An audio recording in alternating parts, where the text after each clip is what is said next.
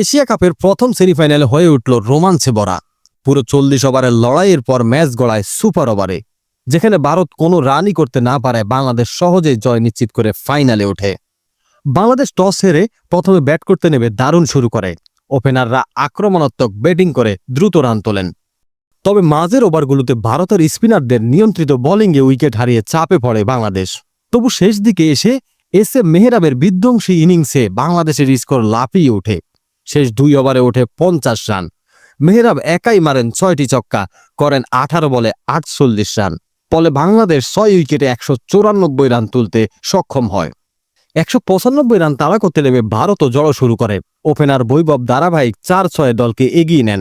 Bharat 50 run হয়ে যায় মাত্র 3.1 ওভারে। কিন্তু এরপর নিয়মিত ব্যবধানে উইকেট হারাতে থাকে ভারত।